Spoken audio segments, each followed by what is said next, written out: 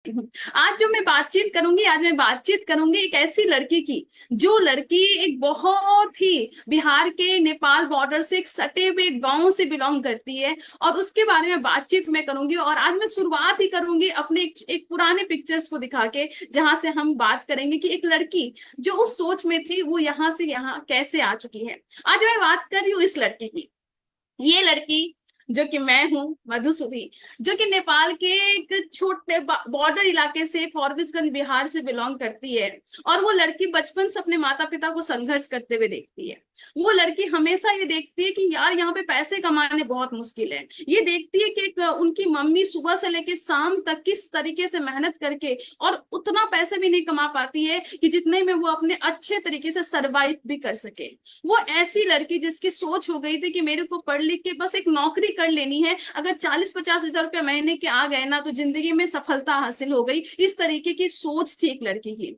लेकिन वो लड़की इन सभी परिवेश में रहने के बावजूद, इस सोच में रहने के बावजूद, जीवन में बहुत सारी कठिनाई देखने के बावजूद, बचपन से गरीबी देखने के बावजूद, बचपन से आर्थिक स्थिति इतना खराब होने के बावजूद भी मैं लकी हूं कि मैं ऐसे घर में जन्मी जहां पे माता पिता ने बड़े सपने दिखाने के लिए कभी टोका नहीं। उन्होंने बताया कि मधु, जिंदगी में काम करने के लिए ना बहुत सारे साधन हैं, और उस साधन में एक अच्छा साधन पकड़ो, बड़ा सोचो, उस पर काम करो, मेहनत करो, और फिर बहुत बड़ी कामयाबी आ सकती है। तो मैं लकी हूं कि मुझे ऐसे माता पिता मिले, मैं लकी हूं कि मुझे ऐसा परिवार मिला, और उससे भी बहुत लकी हूं कि मुझे सही समय पे एक सही दिशा दिखाने वाले गुरु मिले। और ये लड़की उस गांव से निकल के, उस परिवेश से निकल के, उस गरीबी से निकल के, उस मानसिकता से निकल के, वहां से निकल के आज वो लड़की पूरे हिंदुस्तान में टीम बनाई है, और पूरे हिंदुस्तान में बहुत सारे टीम लीडर्स की को लीड करती है। ये लड़की, जो लड़की कभी सोची भी नहीं थी कि यार माता पिता को मैं क्या दे पाऊंगी, वो लड़की अपने परिवार को 25,000 लोगों के बीच में सम्मान दिला पाती है। और ये सब कुछ जो हुआ वो सीक्रेट आज मैं शेयर करने के लिए आई हूँ। आज मैं वो सारी चीजें जो शायद मैंने किसी प्लेटफॉर्म पे शेयर नहीं की, शायद मैं कहीं पे बात नहीं की, वो सारी चीजें मैं आज यहाँ पे बताने के लिए आई हूँ कि कैसे ये एक बिहार की एक छोटी सी लड़की यहाँ तक आ जाती है। और यहाँ तक आने में उसको ज्यादा समय नहीं लगता।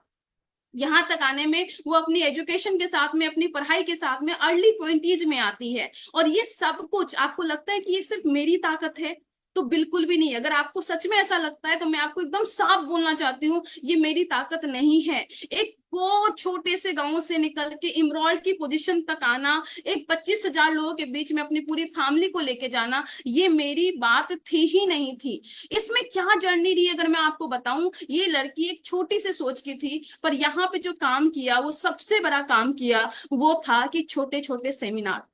मेरी जो शुरुआत हुई वो शुरुआत हुई थी एक बड़े इवेंट से, एक बड़े इवेंट से। और उसके बाद लगातार छोटे छोटे सेमिनार में मैं जाती गई, जाती गई, जाती गई। और जब मेरा रॉयल्टी सेलिब्रेशन हुआ था, दैट टाइम मुझे बहुत ज्यादा सीरियसनेस हुई थी। और मैं रॉयल्टी का एक छोटा सा क्लिप आपको दिखाना चाहूंगी। जब पहली बार मैं स्टेज पे जाके आरसीएम के बारे में क्या मेरा विजन है वो मैंने बात की थी, और पहली बार मैं हमारी इंडस्ट्री के दी रियल डायमंड डॉक्टर वत्स सर का मैं आशीर्वाद ली थी। ये छोटा सा क्लिप मैं आपको दिखाना चाहती हूँ कि वो लड़की, एक छोटी सी गांव की लड़की, वो यहां तक आती है और ये सोच कर पाती है।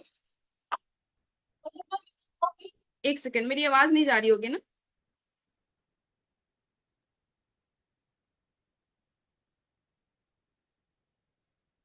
सर मैं फिर से शेयर कर रही हूँ, एक बार बताइएगा आवाज जा रही है कि नहीं। हाँ हाँ हाँ, आ बस रही है। इतना कहना चाहूंगी, आरसीएम ने एक औकात दी है जिस एज में स्टूडेंट सोचते हैं कि कॉलेज खत्म करने के बाद कैसे कमाना है, उस एज में मैं सोचती हूँ कॉलेज खत्म होने के बाद कौन सा सपना पहले पूरा करना है। अगर आपको साफ साउंड नहीं गया होगा तो मैं बस ये यहाँ पे जो बात की थी, मैं बस ये बात की थी कि जिस उम्र में बच्चे सोचते हैं कि कॉलेज खत्म होने के बाद कितना रुपया कमाना है, उस एज में मैं ये सोचती हूँ कि कॉलेज खत्म होने के बाद कौन सा सपना पहले पूरा करना है। और ये सब क्यों हो पाया? ये सब हो पाया क्योंकि मैं लगातार एक चीज पे बहुत फोकस की हूँ। और वो चीज मैं अपने मुंह से नहीं बोलूंगी, मैं वो बात करूंगी कि हम सभी को एक चीज जो होता है ना, वो बहुत इंपॉर्टेंट है। और मैं खुद से नहीं बोलना चाहूंगी, वो मैं हमारे गुरुदेव बीसी छाबड़ा के शब्दों में बोलना चाहूंगी। अभी मैं पटना गई थी गुरुदेव बीसी छाबड़ा सर के प्रोग्राम में, और उन्होंने वहां पे क्या किया, उन्होंने वहां पे सभी जितने भी अनमेरिड लोग थे, जिनके शादी नहीं हुई थी, उनको उन्होंने खड़ा किया। और खड़ा करने के बाद उनसे सभी से बोले कि आप सभी लोग अभी शादी नहीं हुई, सबने बोला कि हाँ हमारी शादी नहीं हुई। और उसके बाद सर ये पूछे उनसे कि अच्छा एक बात बताओ, जिनकी भी शादी नहीं हुई है, तो मैं भी वहां पे खड़ी हुई थी, और उसके बाद बोले कि एक काम करो, जिन लोगों को ये भरोसा है कि आपकी शादी हो जाएगी वो बैठ जाइए। और उसके बाद क्या हुआ वो देखिए। में से जिसको भी ये भरोसा हो कि एक दिन मेरी वजह से, घर वालों की वजह से, समाज की मेरी शादी हो जाएगी, वो बैठ जाओ।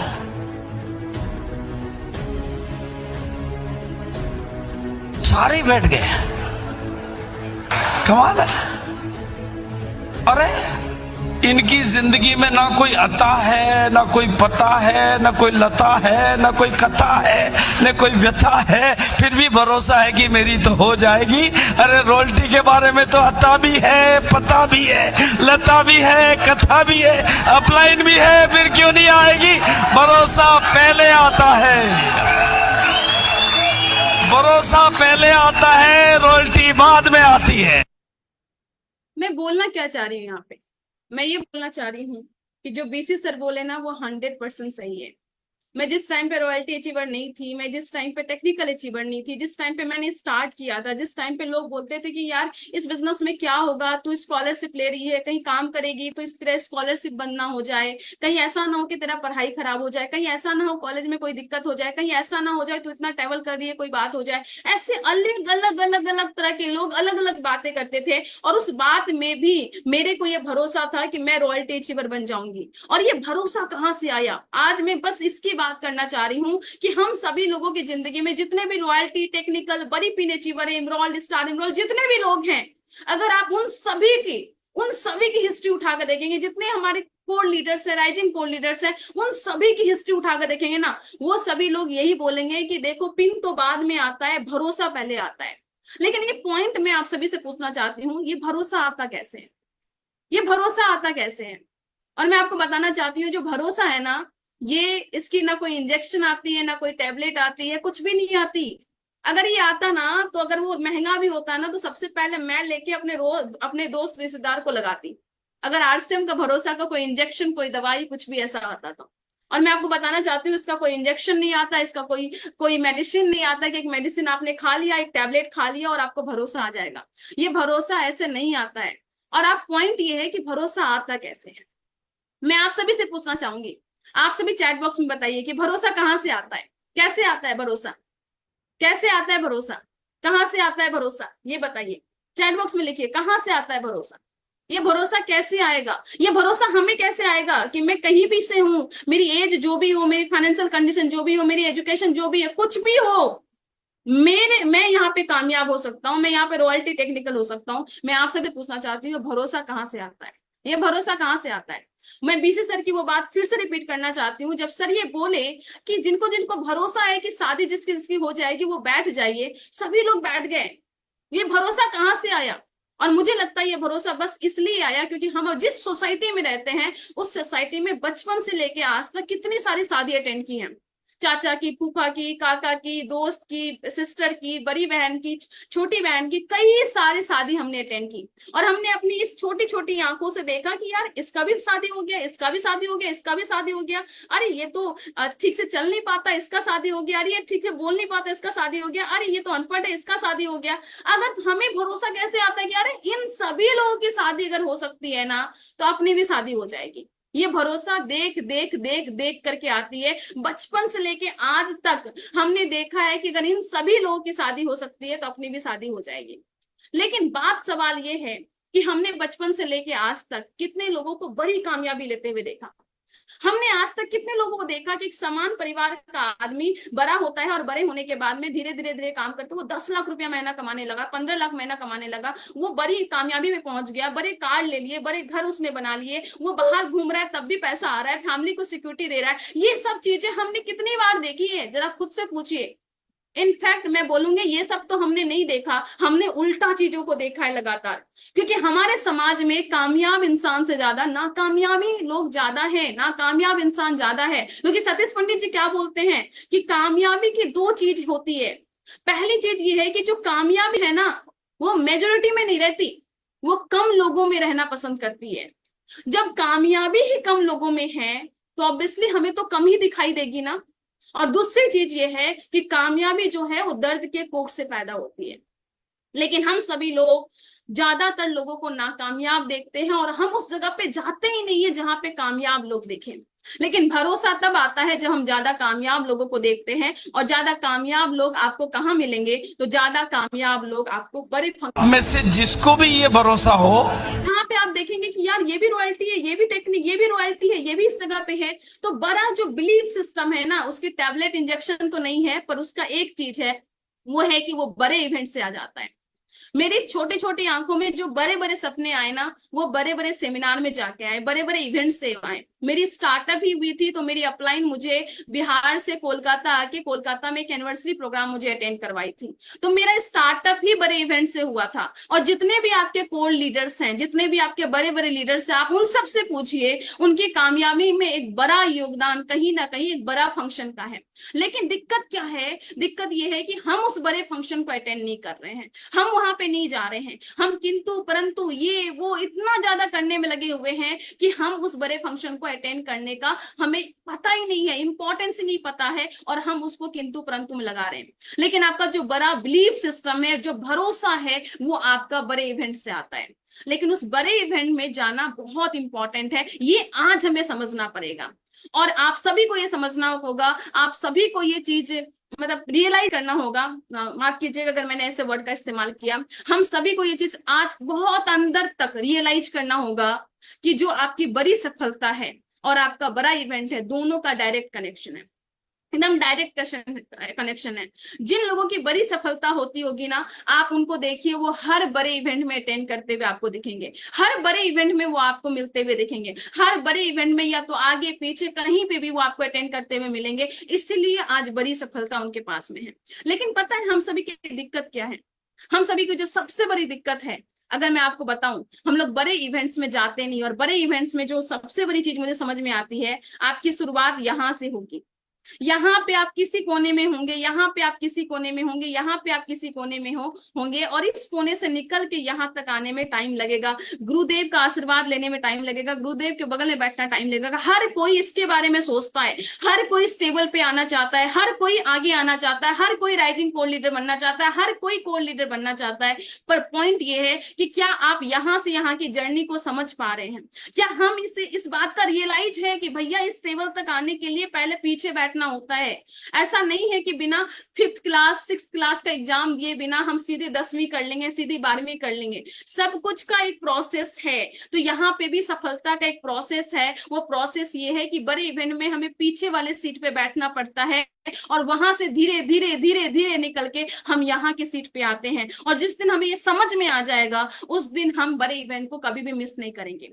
पर हम आम आदमी की एक लाचारी है, हम आम आदमी की एक बहुत बड़ी कमजोरी है। वो कमजोरी मैं आपको सतीश पंडित जी की लाइन में बताना चाहूंगी। वो कमजोरी ये है कि हम बड़े इवेंट की तैयारी नहीं करते। लेकिन एक बड़ा इवेंट कितना इंपॉर्टेंट रोल अदा करता है, उसके बारे में मैं थोड़ी सी बातचीत करना चाहूंगी। बिग इवेंट, कोई बड़ा सेमिनार आने वाला है, उसमें आपने क्या क्या करना है, उसकी तैयारी में आप कितने मुस्तैद हैं। आपने भी जाना है, मुझे भी जाना है। आपने कहां से चलना है, किसको लेके चलना है, कैसे पहुंचना है, इस सारे की प्लानिंग। आपकी टीम कहां कहां से आएगी, किस किस साधन से आएगी, कितना रास्ता है, वो सब चीजें वेल मैनेज्ड, शेड्यूल्ड शुरू में खुद करना पड़ता है। देखिए, किसी भी व्यक्ति को, आज यहां बहुत सारे लोग जो डिस्ट्रीब्यूटर हैं स्पेशली, उनको कोई बुलाने नहीं गया, वो अपने आप आए। शुरू में एक आम व्यक्ति को उसको आदत में लाना है, सिस्टम में लाना है, बाद में वो सिस्टमाइज हो जाएगा खुद। बच्चे को जैसे पहली बार स्कूल भेजते हैं तो क्या बोलते हैं उसको, टिफिन खाना, टॉफी खाना, मैडम झूला जलाएगी, पापा लेने आएंगे, हेलो, ऐसे बोलते हैं। तब भी कभी जाता है, कभी नहीं जाता है। लेकिन जब वो सिस्टम में आ जाता है, बड़ा हो जाता है, फिर उसको पता होता है कि आज काम नहीं किया, मैडम भी पीटेगी और मम्मी भी पीटेगी, तब भी जाता है। Hello, systemised. एक बड़ा सेमिनार और उसके लिए किया हुआ आपका पूरे बल से एक प्रयास आपकी जिंदगी की सारी मुश्किलें हल कर सकता है। एक बड़ा सेमिनार, बिग इवेंट, कोई बड़ा सेमिनार आने वाला है, दिल से किया गया तैयारी आपकी सारी मुश्किलें हल कर सकता है। और ये लाइन ना मेरे दिल में, दिमाग में बहुत जोर तक बैठा था। आज मैं अपनी कामयाबी का एक सबसे बड़ा सीक्रेट जो है वो ये है कि मैंने जब भी हमारे आसपास सेमिनार हुआ, आसपास बड़े इवेंट हुए, उस इवेंट में मैं भी पहुंची और मैंने बहुत दिल से उसका प्रयास किया। जितने ज्यादा लोगों को लेके जा सकती हूँ, जितनी ज्यादा तैयारी कर सकती हूँ, जितना ज्यादा बंदोबस्त कर सकती हूँ, मेरी हमेशा मैं अपनी क्षमता को, मैं अपनी कैपेसिटी को, अपनी कैपेबिलिटी को इंक्रीज करने की कोशिश करती हूँ कि मैं अपनी कैपेसिटी को इंक्रीज करूं। और यहाँ पे हमें अपनी औकात भी समझ में आती है, हमें अपनी कैपेसिटी भी समझ में आती है कि मेरी कितनी कैपेसिटी है, मैं कितने लोगों को बुला सकती हूँ। ये पूरा का पूरा जो नेटवर्क है ना, ये नंबर्स का गेम है। और ये नंबर का गेम जिस दिन हमें खेलना समझ में आ गया, जिस दिन हमें खेलना आ गया इस नंबर में, उस दिन हम बहुत बड़ी कामयाबी लेके आ जाएंगे।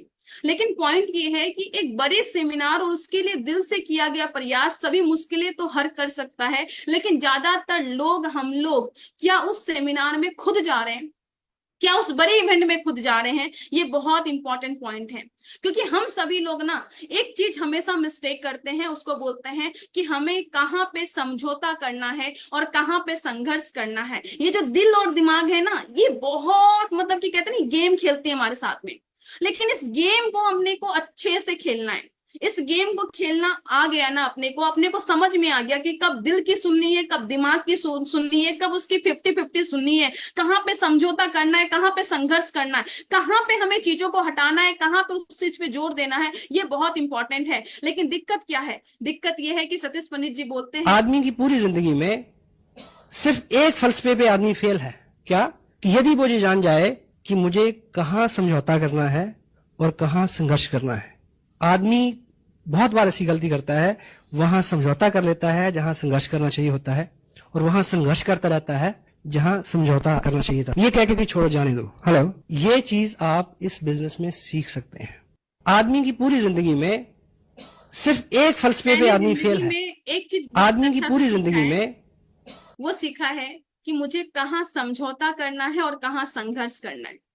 मैं जब इस बिजनेस में स्टार्टअप की, इस अभियान के बारे में लोगों को बताना स्टार्ट की, सब कुछ की, तो मेरे कॉलेज लाइफ में बहुत सारे बड़े बड़े फंक्शन होते थे। और उसी टाइम पे, सेम टाइम पे मेरा आरसीएम का भी फंक्शन होता था।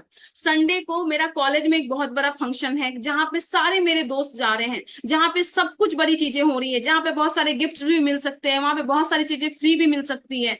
लेकिन मैंने हमेशा उस चीज को छोड़ के मैंने बड़े इवेंट में तैयारी की। कई बार ऐसा होता था कि मेरे बहुत सारे दोस्त एक पूरा, जब भी इंटर्नशिप का टाइम होता था, जब समर वेकेशन होता था, जब विंटर वेकेशन होता था, उस टाइम पे पूरा का पूरा ग्रुप, मेरा पूरा का पूरा दोस्त कहीं घूमने के लिए जाते थे, और वो अलग जगह घूमने के लिए जाते थे। और उस टाइम पे मैं जाके डोर टू डोर में home meeting, open meeting, seminar, बड़े इवेंट, अलग अलग जाके बिजनेस को बिल्ड करती थी। क्योंकि मुझे पता था कि मेरे को कहाँ समझौता करना है, कहाँ संघर्ष करना है। लोग कभी कभी उल्टा करते हैं। लोग सोचते हैं कि यार सेमिनार ही करना है ना, बाद में कर लेंगे, यार सेमिनार ही करना है ना, जिंदगी दोबारा नहीं मिलेगी, चलो घूम लेते हैं। पर इस तरीके की सोच है ना, हमें जिंदगी में पीछे कर देती है। मुझे इस जिंदगी में एक चीज बहुत अच्छे से रियलाइज हुआ कि मधु, तेरे को पता होना चाहिए कि तू फोकस होकर बिजनेस करेगी तभी बिजनेस बिल्ड होगा। और मधु, तुझे पता होना चाहिए कि तुझे कब कहाँ समझौता करना और कहाँ संघर्ष करना है। अभी बहुत सारे लोगों को जब इवेंट के बारे में बताते हैं ना, तो बहुत सारे लोगों की अलग अलग चीजें होती है। वो क्या बोलेंगे, अरे ट्रेन की टिकट नहीं मिल रही है, अरे छुट्टी नहीं मिल रही है, अरे आने जाने में बेकार में 5,000 रुपया का खर्च हो जाएगा, ये 5,000 रुपया हम यहाँ पे लगा देंगे, अरे अभी तो बहुत गर्मी है, बरसात है। और ये वाली समस्या तो मुझे समझ में ही नहीं आती कभी। जब भी मैं फील्ड में जाती हूँ तो लोग बोलते हैं कि मैम लोग ज्यादा नहीं आए क्योंकि बहुत ज्यादा गर्मी है, लोग मैम वो मीटिंग में, वो लीडर मीटिंग में नहीं आए क्योंकि ठंडा है, मैम वो लीडर मीटिंग में नहीं आए क्योंकि बरसात है। मुझे लगता है यार, ठंडी, गर्मी, बरसात, यही 3 ऋतु तो है, और इस तीनों ऋतु में हम लोग काम नहीं किए, तीनों सीजन में हम काम नहीं किए, तो फिर हम काम कब करेंगे भैया? ये सब एक्सक्यूज आप किसे दे रहे हैं? ये सब एक्सक्यूज आप क्या खुद को दे रहे हैं? एक आदमी पूरी दुनिया से झूठ बोल सकता है पर खुद से झूठ नहीं बोल सकता। मैं बहाना बना सकती हूँ, मैं अपलाइन से बहाना बना सकती हूँ, मैं अपने डाउनलाइन से बहाना बना सकती हूँ, मैं अपने माँ बाप से बहाना बना सकती हूँ, मैं अपने टीचर से बहाना बना सकती हूँ, पर मेरे को अंदर से तो रियलाइज होगा कि मैं क्या सही रीजन दे रही हूँ क्या। और ये सभी रीजन जो हम देते हैं ना, गर्मी है, बरसात है, ये बहुत इंपॉर्टेंट काम है, आने जाने में थक जाऊंगा, बाद में नहीं कर पाऊंगा, ये इवेंट तो हर साल होते रहेंगे, अगली बार चले जाएंगे, ऐसे आपके लिस्ट होंगे, बहुत बड़े लिस्ट होंगे, बहुत बड़े लिस्ट होंगे। और कहा जाता है कि नाकामयाबी के लिए ना हजारों बहाने, हजारों बहाने, हजारों बहाने।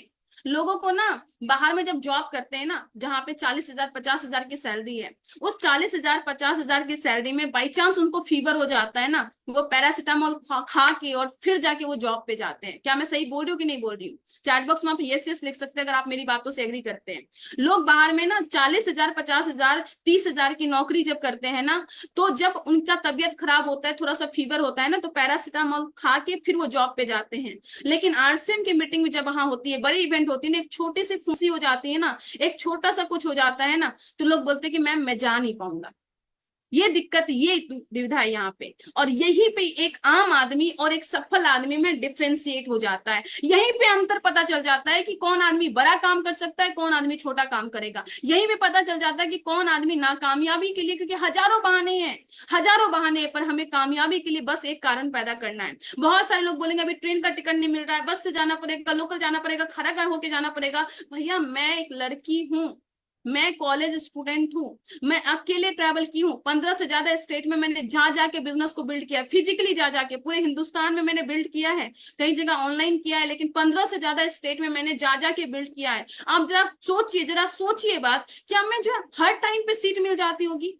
क्या मेरा हर टाइम पे ट्रेन सही टाइम पे चलता होगा? क्या हर टाइम पे मेरा रिजर्वेशन कंफर्म हो जाता होगा? कई बार ऐसा हुआ है कि मैंने कहीं पे मीटिंग सेमिनार का शेड्यूल बना दिया और जिस ट्रेन से मुझे जाना था वो ट्रेन कैंसिल हो गई, एन मौके पे ट्रेन कैंसिल हो गई। कई बार ऐसा हुआ कि कहीं पे ट्रैफिक में फंस गई, वो ट्रेन छूट गया, पर उस टाइम पे मैं दिमाग लगाती थी और कोई और ट्रेन में बिना सीट के काउंटर टिकट लेके रात भर ट्रेवल करके मैंने किया है। और कई बार मैंने अपने घर वालों से झूठ बोली हूँ कि नहीं मम्मी सीट मिल गया है, नहीं मम्मी कंफर्म सीट है, नहीं मम्मी कोई दिक्कत नहीं है। क्योंकि हमें उनको चिंता देके नहीं, उनको खुशियां देके काम करनी है। तो कई बार मैंने झूठ बोला अपने घर वालों से, लेकिन ये झूठ क्यों बोला है? क्योंकि मुझे पता है कि मेरे को कामयाबी चाहिए और ये कामयाबी उनके लिए ही चाहिए। और यहाँ पे एक 20 साल 30 साल का लड़के जब ये बोलते हैं कि मैम मैं नहीं जा पाऊंगा क्योंकि मैं तो अकेले ट्रैवल नहीं कर पाऊंगा, मैम मेरा तो सीट कंफर्म नहीं है, तो मेरा इस तरीके से सर में दर्द होने लगता है कि यार ये लोग ऐसा बोले तो बड़ा काम कैसे करेंगे? हमारी टीम में यहाँ पे डुप्लीकेशन होता है, हमारी टीम में जो काम हम करते हैं वही चीज रिपीट होती है। और अगर आप इस तरीके से कमजोर लोगों की तरह बात करेंगे तो फिर आपके टीम में कमजोर लीडर पैदा होंगे, और जब कमजोर लीडर पैदा होंगे तो वो टीम कभी बहुत बड़ी कामयाबी लेके नहीं आ पाएगा। यहाँ पे लीड विद एग्जाम्पल होता है। आप ये दिखाओ कि परिस्थिति पूरी प्रतिकूल है, ट्रेन नहीं मिल रहा है, बस नहीं मिल रहा है, कुछ नहीं मिल रहा है, सीट नहीं मिल रहा है, स्टिल मैं जाके काम करूंगा। मैंने गर्मी सर्दी बरसात जहां पे लोग कपकपाते रहते थे ना, उस टाइम पे मैं वेन्यू पे पहुंच के मैं सबसे पहले पहुंची रहती थी। जिस टाइम पे बोला जाता था कि यार यहाँ पे बहुत गर्मी है, उस गर्मी में भी मैंने ब्लेजर पहन के मीटिंग किया है और वहां पे भी मैंने रिजल्ट निकाला है। इसलिए आज लोग इस पिन पे मुझे देखते हैं।